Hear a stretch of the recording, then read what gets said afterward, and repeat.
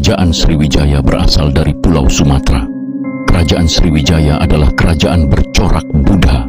Pada masanya, kerajaan maritim ini banyak memberi pengaruh di Nusantara. Untuk mengetahui lebih dalam lagi, berikut ini penjelasan lengkap dari berbagai sumber yang perlu kita pahami tentang sejarah kerajaan Sriwijaya secara lengkap. Sebelum lanjut, silahkan like, share, komen, dan subscribe agar kamu tidak ketinggalan video terbaru dari Mistis Channel.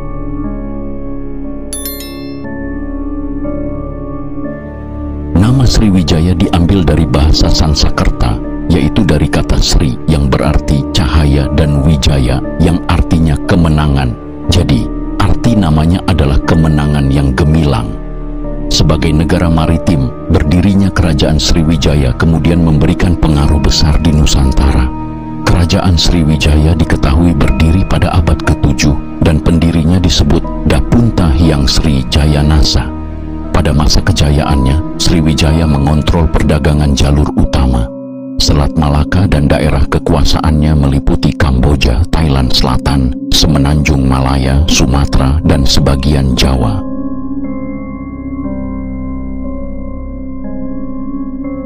Selain itu, kebesarannya juga dapat dilihat dari keberhasilan kerajaan itu di beberapa bidang, seperti bidang maritim, politik, dan ekonomi. Historiografi Sriwijaya diperoleh dan disusun dari dua macam sumber utama: catatan sejarah Tiongkok dan sejumlah prasasti batu Asia Tenggara yang telah ditemukan dan diterjemahkan. Belum banyak bukti fisik mengenai Sriwijaya yang dapat ditemukan. Tidak terdapat catatan lebih lanjut mengenai Sriwijaya dalam sejarah Indonesia. Masa lalunya yang terlupakan dibentuk kembali oleh sarjana asing.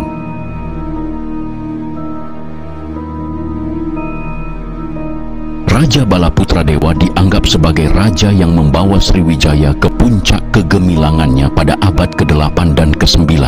Namun, pada dasarnya, kerajaan ini mengalami masa kekuasaan yang gemilang sampai ke generasi Sri Marawijaya. Hal itu disebabkan raja-raja setelah Sri Marawijaya sudah disibukkan dengan peperangan melawan Jawa pada 922 Masehi dan 1016 Masehi.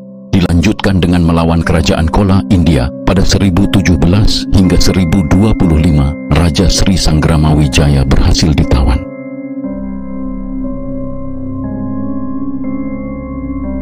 Pada masa kekuasaan Balaputradewa sampai dengan Sri Marawijaya, kerajaan Sriwijaya menguasai Selat Malaka yang merupakan jalur utama perdagangan antara India dan Tiongkok.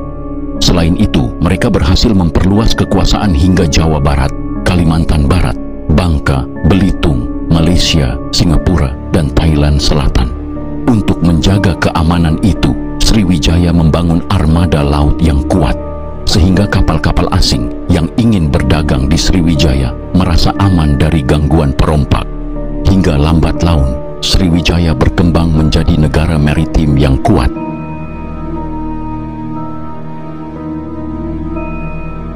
Letak pasti kerajaan ini masih banyak diperdebatkan.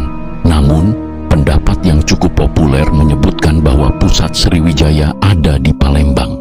Sampai dengan saat ini, Palembang masih dianggap sebagai pusat Sriwijaya. Beberapa ahli berkesimpulan bahwa Sriwijaya yang bercorak maritim memiliki kebiasaan untuk berpindah-pindah pusat kekuasaan.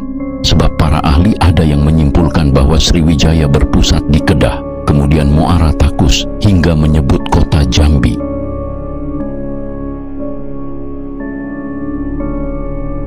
Keruntuhan kerajaan Sriwijaya disebabkan oleh beberapa faktor, antara lain: 1.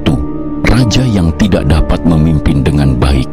Penyebab runtuhnya kerajaan Sriwijaya yang pertama adalah karena setelah Raja Balaputradewa, tidak ada raja lain yang mampu memimpin dengan baik. Setelah wafatnya Raja Balaputradewa pada 835 Masehi, kerajaan Sriwijaya hampir tidak menemukan lagi sosok raja yang mampu memimpin kerajaan tersebut dengan adil dan juga bijaksana.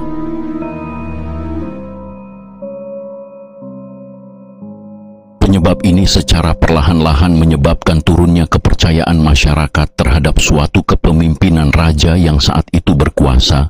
Ditambah lagi adanya faktor atau kejadian lain seperti serangan dari kerajaan lain serta terjadi suatu pemberontakan menyebabkan kerajaan Sriwijaya semakin terpuruk.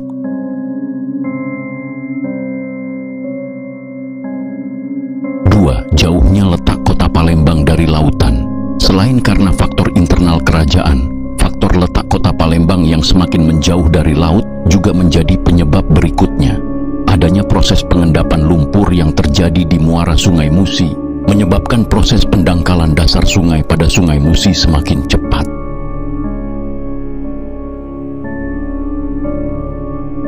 Sungai Musi yang dangkal menyebabkan kapal-kapal dagang yang beraktivitas tidak bisa lagi singgah untuk melakukan transaksi ataupun kegiatan perdagangan di pusat kota. Hal ini membuat pendapatan dari kerajaan Sriwijaya menjadi sangat menurun. Padahal, pendapatan dari pajak pedagang yang bertransaksi di pusat kota merupakan sumber pendapatan paling besar bagi kerajaan Sriwijaya. Dengan dana tersebut digunakan untuk menjalankan roda pemerintahan pada saat itu.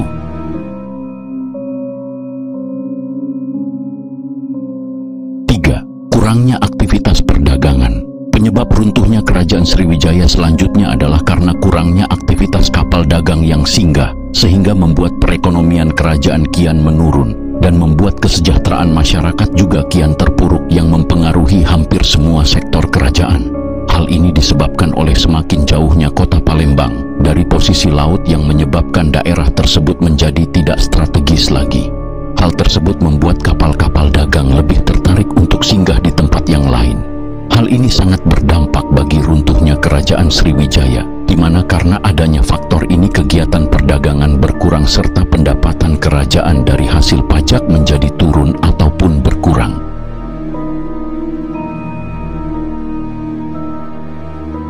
4. Sektor militer melemah. Penyebab runtuhnya kerajaan Sriwijaya yang berikutnya adalah karena melemahnya kekuatan kerajaan Sriwijaya di sektor militer. Lemahnya sektor militer ini diakibatkan karena adanya konflik faktor internal dalam kerajaan Sriwijaya. Melemahnya kekuatan militer ini membuat banyak wilayah yang telah ditaklukkan satu persatu melepaskan diri. Melemahnya militer kerajaan juga membuat kerajaan lain berani untuk menyerang kerajaan Sriwijaya hingga membuat mereka semakin melemah.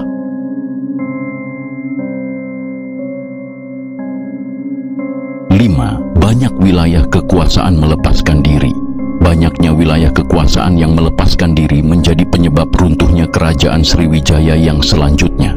Selain karena melemahnya militer, faktor lainnya adalah banyaknya wilayah kekuasaan dari kerajaan Sriwijaya yang melepaskan diri akibat dari lemahnya perekonomian yang disebabkan oleh menipisnya pendapatan dari pajak serta kurang baiknya pemimpin dari kerajaan Sriwijaya.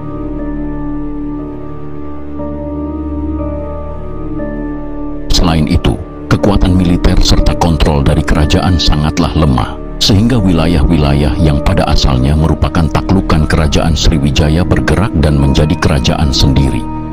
Beberapa wilayah kerajaan Sriwijaya yang melepaskan diri yaitu Jambi, Kelantan, Pahang, serta Sunda. Hal itu membuat keadaan ekonomi kerajaan Sriwijaya menjadi semakin parah, di mana biasanya kerajaan-kerajaan tersebut memberikan setoran pajak. Setelah melepaskan diri, setoran pajak tersebut tidak didapatkan lagi oleh kerajaan Sriwijaya.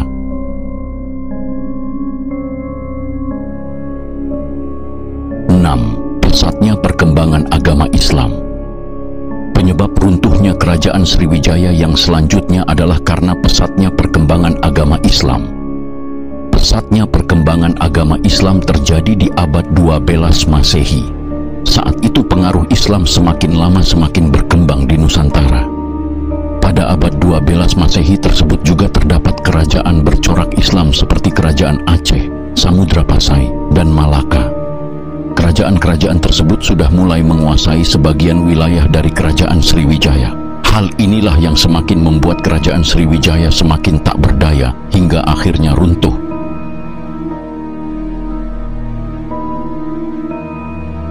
7. Adanya serangan dari kerajaan lain. Penyebab runtuhnya kerajaan Sriwijaya yang terakhir adalah karena adanya serangan dari kerajaan lain yang berada di sekitar kerajaan Sriwijaya itu sendiri.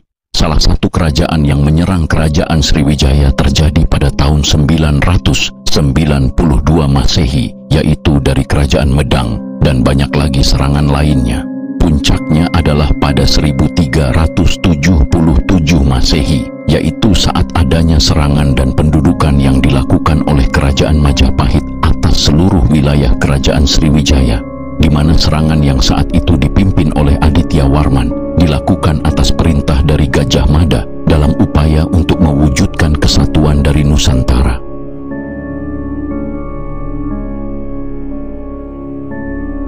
Itulah sekelumit kisah tentang Kerajaan Sriwijaya. Sobat Mistis, tulis pendapatmu di kolom komentar. Terima kasih.